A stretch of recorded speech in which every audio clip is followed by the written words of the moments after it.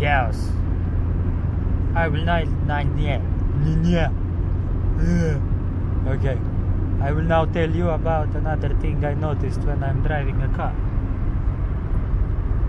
So, when I drive there's a traffic light and there's a red light, you know, we're all in the lane waiting to pull off or to drive away. And you know, if people had any common sense, they would all drive away at the same time, so nobody would have to wait at the green light. I mean, it's green, and then okay, the first starts, the second starts, the third starts, and we are all waiting behind.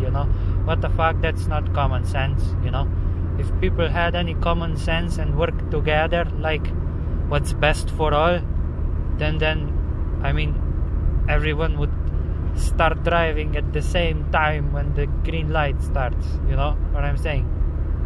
This is a basic demonstration how people are